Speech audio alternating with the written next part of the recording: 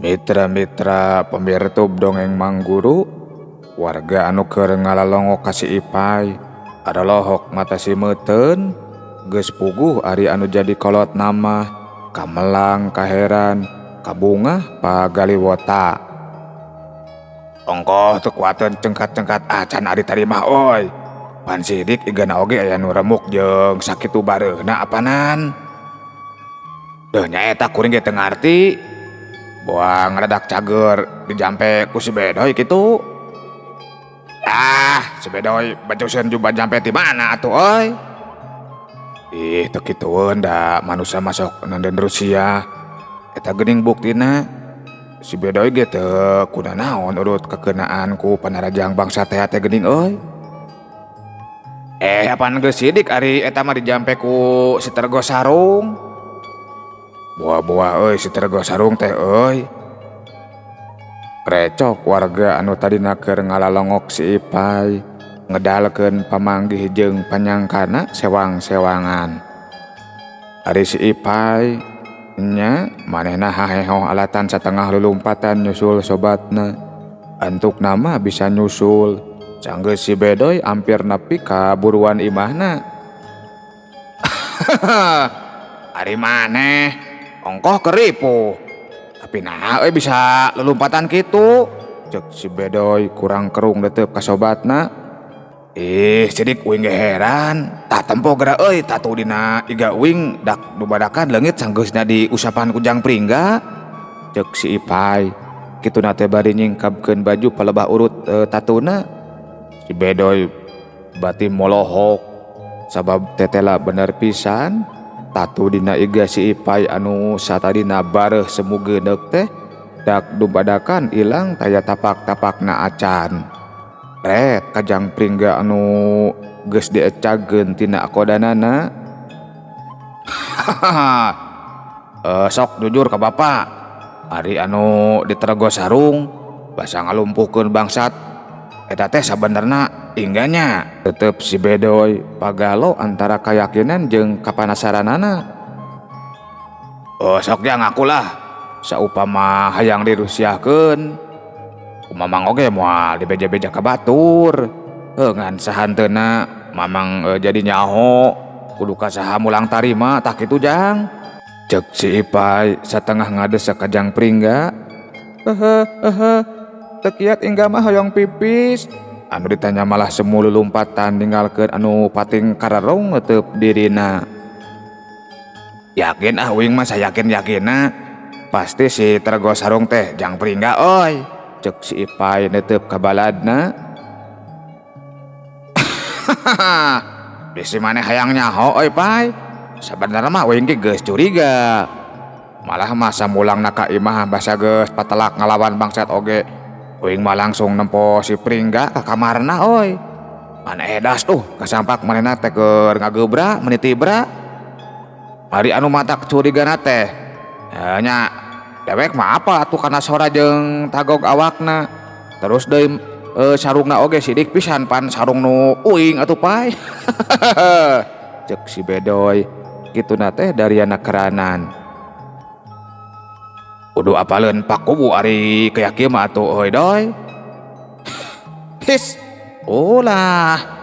Mata kitu ge si Pringga teh embungeun kanyahoan ku jalma rea. Keur saheulaanan mah cukup urang duaan we anu nganyahoan keudana nya, Pay nya. Terus saupama tetangga uing naranyakeun cagerna uing kudu ngajawab kumaha atuh doy euy. Cek si Ipay semu bingung. Lah atuh kumaha we alasanna mah gampang yeun anu hade atuh Pay oi. Lain kumaha wae pan kudu sarua meureun jeung katerangan ti maneh atuh sardoy. Sakedapan mah si Bedoy ukur ngahuleng. Bejakeun we uing mawa cai pi HP-an si Tergo Sarung anu dititah ngubaran tatu maneh kitu we Pay oi. Nyakop wae ari kahayang maneh samodel kitu mah sardoy. Pang bejakeun we ka Jang Pringga. Nuhun pisan kitu geus nulungan. Jeung ieu deui amplop anu ti maneh teh wayahna tarima deui. Pang mikeunkeun ka Jang Pringga. Tembal si Ipay kituna teh bari gancang ngaleos ninggalkeun sobatna. Si bedoy bati molohok ret kana amplop dina keupelan leungeunna. Ret deui ka sobatna anu geus ngalengkah deui ningalkeun dirina. Sanggeus sobatna ngiles dina pengkolan mah si bedoy kalayan antare ngalengkah muru imahna. Di jero imah kasampak jang pringga keur dihuapan sangu tutug ku Ma Oci. Kumaha kaayaan si Ipae teh ieu jalu? Datang-datang Ma Oci ngabagiakeun ku pananya. Tos tiasaeun lompatan, Mak. Baru ongkoh nandangan tatu anu parna ieu teh jalu ieu, cek Ma Oci kurang kerung. Dilandongan ku Sitergo sarung nih, tembal si bedoy bari ngiceu panjang pringga anak terena. Alhamdulillah Sitergosa. Angke deui we lah ni, abdi teu kieu teh hoyong ka jaman. Tembal si bedoy deui siga anu embung kapapanjangan. Satengah gagancangan si bedoy ningalkeun Ma Oci sanggeusna ngiceu panjang pringga. Jang pringga ukur manyun semu seuri. Ma Oci mah bati gogodeg nempo sikep anu jadi incuna kitu teh. Tapi teu kapapanjangan, anu saterusna mah neruskeun deui ngahua panjang pringga.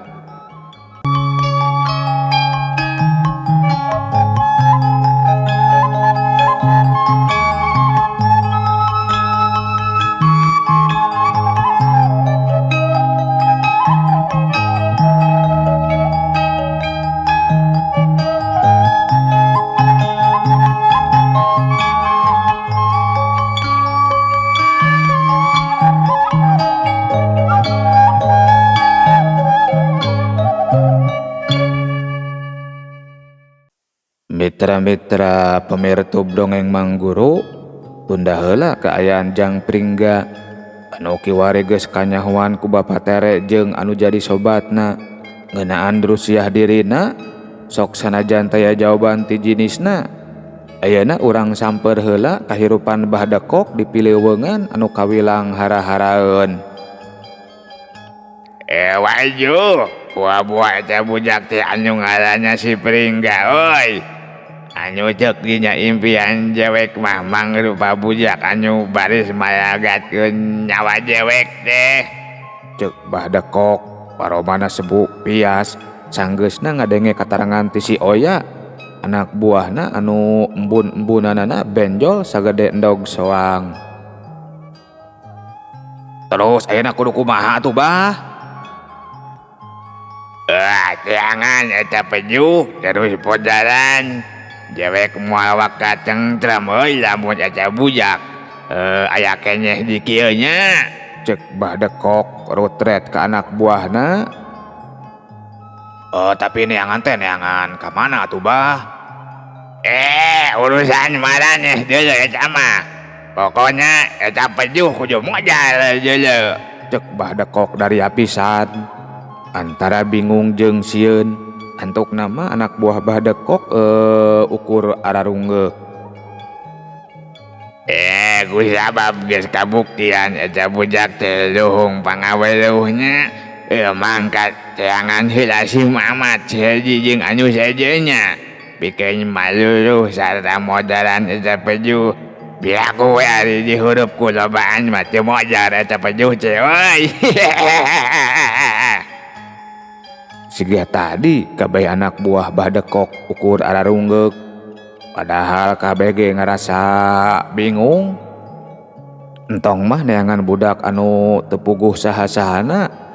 Dalah neangan si Hedi jeung balad-baladna anu keur kapapancena neangan si Kaka jeung balad-baladna oge pohara bingungna.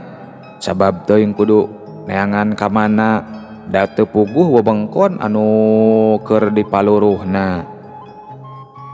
Kasieunan ku ngabuktina kekecapan tukang nujum dina impianana.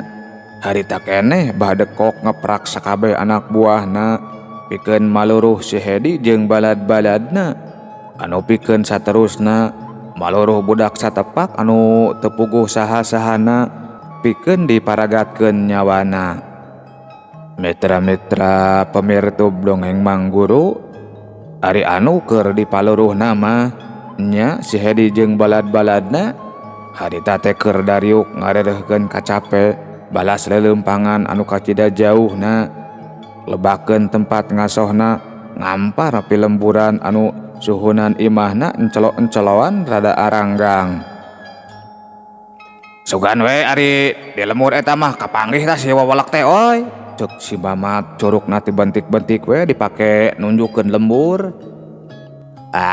Perkara modalana mah gampang ku aing sorangan ge kauntup, cek si Hendi susumbar.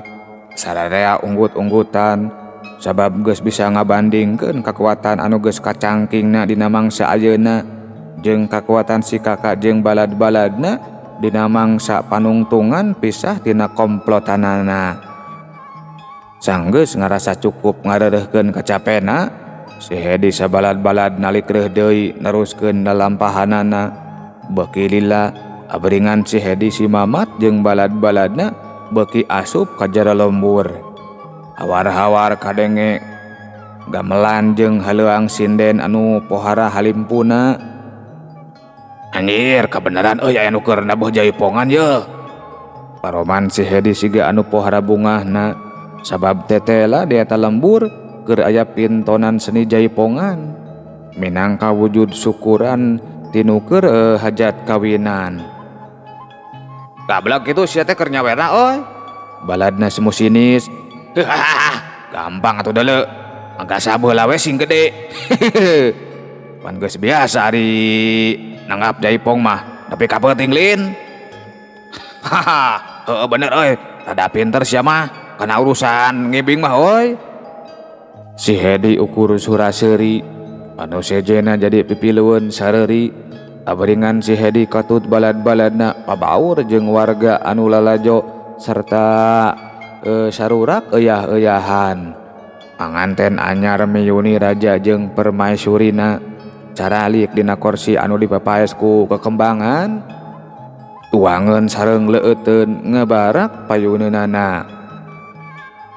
Keke, deul itu saha oi? Cek si Hedi ngaharewasan baladna. Bari curugna nunjuk kadua lalaki anu keur kapapancenan ngumbahan piring urut nu parasmanan. Anu tetela eta dua lalaki teh si Rido jeung si Wahyu, dua urang baladna si kakak anu keur diteteangan ku dirina. Kapanggih sia dek di podaran ayeuna yo, cek balad si Hedi singgil. His ulah di dieu atuh oi, urang talingakeun heula we di mana dumukna nya, cek si Mamat ngagebes. Tuh tempat tuh. Pan itu ge si kakak jeung si Rohiman, cek si Mamat nunjuk kadua urang lalaki anu keur kapapancenan bersihan runtah. Si Hedi jeung balad-baladna semu gagancangan rada ngajauhan eta tempat sangkan teu katohean ku si kakak jeung balad-baladna.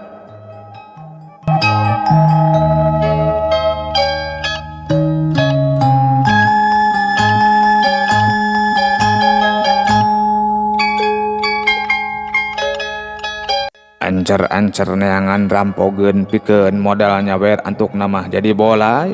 Si Hedi jeung balad-baladna jadi museur ka si kakak jeung balad-baladna siga nu sieun tinggalin tapak.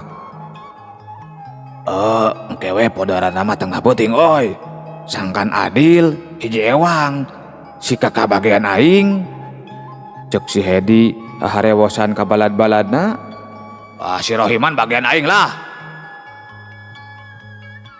Tong nyoro nyiksa si Wahyu oi, aing ge bisi moal seueuh ye. Sarumanget pisan si Hedi jeung balad-baladna pikeun yang kalaktur maragatkeun nyawa si kakak jeung balad-baladna. Mitra-mitra pemirtub dongeng Mang Guru, kirawanci sareureus kolot, taramean hajat kawinan karek lekasan, anu lalajo geus marulang deui ka imahna sewang-sewangan, si kakak jeung balad-baladna sarta warga anu kapato pikeun ngabantu dinu hajatan masih keneh pak-pik-pak meresan itu ieuna. Geus lah, geus heula we, geus peuting teuing ye. Ayeuna mah tuh geura ada lahar heula. Isukan we kadarieu deui sakalian pangruageun panggungnya, cek anu boga imah karunyaeun tayoh nama. Dahareun geus ngabarak di tepas imah, si kakajeng anu sejena ngagugu kana parenta anu boga imah, gek ngariung, lapar tayoh nama, si Wahyu miheulaan nyelebek dahar, dituturkeun ku anu sejena, deungeunna sagala aya, bubuhan kangarenan dinu hajatan. Sok sing warareg daharna nya meungpeung aya, cek anu boga imah. Kituna teh bari ngeunah pisan nyesep haseup udud anu diserebung-serebung tina baham jeung irungna. Anu dalahar ukur arunggeuk, bari beuki ponyo ngahanca-hancengan alasna sewang-sewangan. Tah ieu minangka buruhan poe bieu, anu isukan mah nya isuk deui we nya, cek anu boga imah ngabagi amplop kanu keur dalahar. Atuh padahal mah enjing we sakantenan Wah Haji, cek si Ridho. Kituna teh bari leungeun kencana mah nampanan amplop anu diasongkeun ka dirina. Daramo katuhuna mah geus rami pig urut ngahuap. His ulah kitu. Ua mah nyekel papagon tinu jadi kolot. Cenah lamun ngagawekeun batur teh muruhanana ulah kapiheulaan ku tuus kesangna. Nuhun pisan geus daek marantuannya, cek anu boga imah dari pisan, katembong kareueus dina paroman anu keur dalahar. Nya, jang kakak, jang Ridho, jang Wahyu oge jang Rohiman. Lamun daek sakalian panggantikeun hateup tepas imah anu dicicingan ku maraneh, sangkan mantes we katemponanya, cek anu boga imah deui. Teu kedah dipiwarang perkawis eta mah Wah Haji. Parantos digentos hateup bumi mah kamari pisan, cek si Rohiman anu nemalan. Enggeus nya syukur ari kitu mah. Pek we anggap imah sorangan. Bunga nu aya ari pikeun ua mah aya nu ngeusian oge. Ibatan dikosongkeun sok babari ruksak. Jeung deui pan si Nyai anak Wah Haji anu ngan ukur hiji-hijina terek dibawa ku salakina moal nyicingan imah eta. Nanging abdi teh isin Wah Haji. Geuning ari Wah Haji mah tara kersa nampi artos minangka artos sewana doh, cek si kakak sanggeus nameakeun huap anu panungtungna. Cek wa oge hempek we hareusian. Teu kudu nyewa-nyewa sagala. Bunga Haji mah maraneh geus jalujur digawe di sawah wa oge. Si kakak sabalad-balad pohara nunuhunanana kana kahadean anu boga imah teh aya pulunganeun jeung picontoon pikeun si kakak jeung balad-balad nama yen kangaranan hirup di dunya mah kudu mangpang meungpeung nyieun kahadean pangpangna ka sasama manusa. Tah ieu barawah hiji ewangnya, cek pamajikan anu boga imah nunjuk kana jingjingan anu memang geus ngajalagrag di tepas imah. Atuh meni sagala teuing Wah Haji istri, cek si kakak siga anu era. Lah barawa we ditenden oge keur naon bisi bulukan.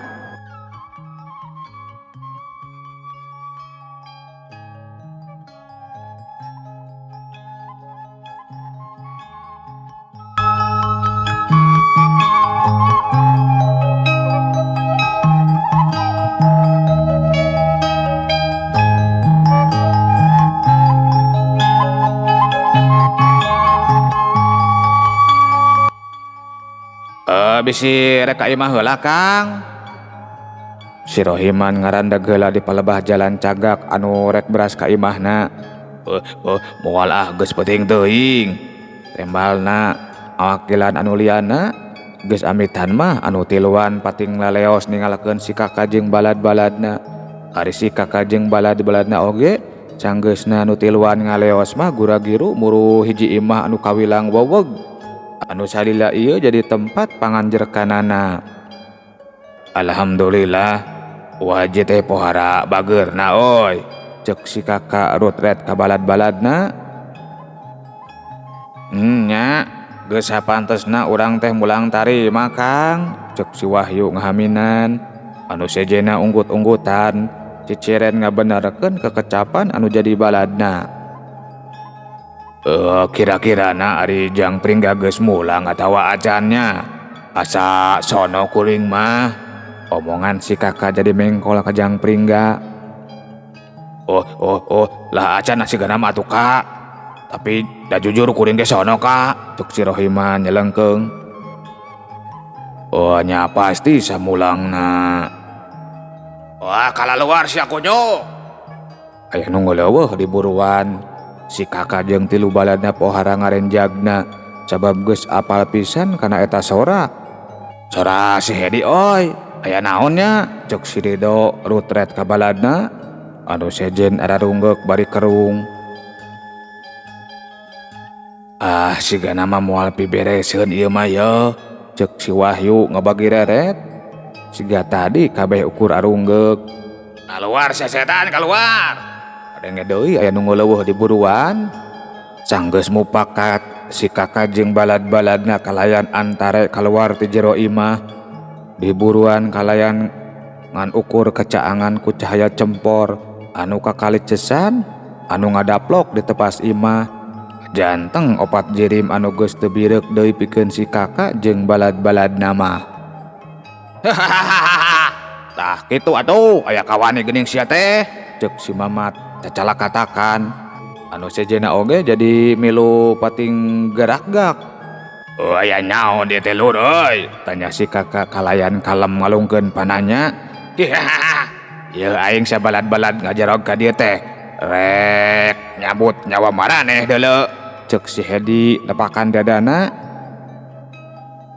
Har asa teu gugur teu angin naon kasalahan kuring sabalad-balad teh euy, ceuk si kakak kurang kerung. Teu nyaho atawa api-api teu nyaho sia teh ha? Ye sarka si ajeng balad-balad sia geus hianat ka komplotan aing. Mangka sia jeung balad-balad sia kudu malodar. Cek si Hedi tutunjuk anu keur ngajaranteng di hareupeunana. Lain hianat ari kuring jeung balad-balad kuring mah kalaluar teh geus capek, geus bosen hirup teu bener, hayang insap. Cek si Wahyu anu nyelengkeung. Yah, insap. Ya meakeun waktu ngalayanan anu karya patut mah euy. Gancang podara lah gancang. Cek si Hedi ngomando balad-baladna. Mitra-mitra pemirtub dongeng Mang Guru kenungguan dititah 2 kali. Anu tiluan langsung pating garajeleng sarta narajang kanu geus diincer-incer ti anggalna. Cirelak sebu wuk beureuk buleud pating surubuk rek ngabejadkeun sirah balad-baladna si kakak. Si Rohiman, si Rido jeung si Wahyu gancang nyingkahan panarajang sarta laluncat ka patempatan anu rada negla. Ari si kakak bati molohok sabab kadirina mah taya anu narajang. Sia mah bagian aing setan, cek si Hedi tutunjuk. Wah ge. Nah teu bisa dimusawalakeun deui teh, cek si kakak teu gancang ngalayanan. Gandeng babal sia gandeng, tong ngabacat wae. Cileng seak. Si Hedi embung ngadu catur anu leuwih lila. Langsung narajang kasih kakak pereupna anu sagede rantang India ngadius rek ngabejadkeun tarang si kakak. Tapi si kakak geus asa kuarahan dina soal ilmu gerak mah pereup si Hedi anu bangbaraan siga nu gampang pisan beunang disingkahan. Leplos pereup si Hedi ngeplos talonjong. Si Hedi kabawaku tanagana sorangan. Oh aya ku keukeuk ari maneh di, cek si kakak gogodeg. Gandeng sia kehet gandeng. Yo rasakeun panarajang aing. Iya. Cileng seak. Si Hedi mimiti narajang deui, dampal suku katuhuna anu jebrag rek ngajejek dadah si kakak. Si kakak anu memang geus taki-taki sakilat ngagiwar ka belah kenca atuh plos. Bareng jeung ngeplosna panarajang si Hedi, leungeun katuhu si kakak dipake ngetig bincurang lawana. Gedu. Des. Digeulangan leungeun si kakak jeung bincurang si Hedi anu dina kaayaan ngalayang diadu pohara tarikna. Alah sia bebal. Sebalan sia. cek si Hedi engke-engkean bari ngagesek bincurang na anu karasa remuk. Nanaonan ari nyane rek sonda sia teh Hedi, cek si kakak ngalelece. Asa dianggap enteng amarah si Hedi beuki ngabebela, tapi teu lalawora siga tadi sabab geus nyaho sorangan yen kamampuan gerak anu jadi lawana tetela jauh pisan jeung mangsa baheula. Sakedapan mah si Hedi teh langsung narajang deui, panonna seukeut neuteup tangtungan si kakak siga anu keur ngira-ngira sarta ngukur kakuatanana. Ya nyaon meni kaneuteep kitu heuh. Hampura kuring mah teu bogoh ka lalaki. Cek si kakak dibarengan ku nyerenge.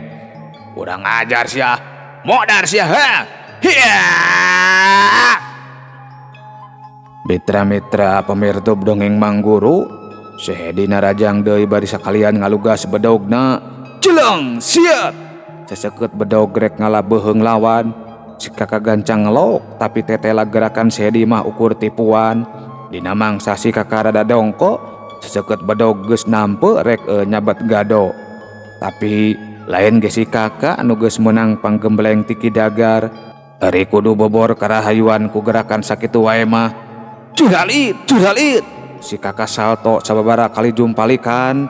Plos, panarajang si Hedi ngeplos deui tina sasaran. Si Hedi anu nempo gerakan si kakak anu kiwari mah pohara cepetna rada ngahuleng sabab teu nyangka anu tadina si kakak jeung balad-baladna teh dianggap enteng, dina kanyataanna mah kacepetan gerakna teh geus aya di saluhureunana. Rek ka balad-baladna anu keur cuat siat narajang lawan, kalayan geus ngagunakeun pakarangna sewang-sewangan, sarua kacepetan gerakna eleh ku balad-baladna si kakak. Tagimir mimiti euteup dina hate si Hedi, tapi siga anu geus kagok asong. Si Hedi gancang masang deui kuda-kuda, suku si Hedi rada dijegangkeun. Bedogna diacungkeun ari leungeun kenca malang di hareupeun dadana. Wah kadeta calana bisi cowek oi, bisi anu ngaburaho sagede kohkol.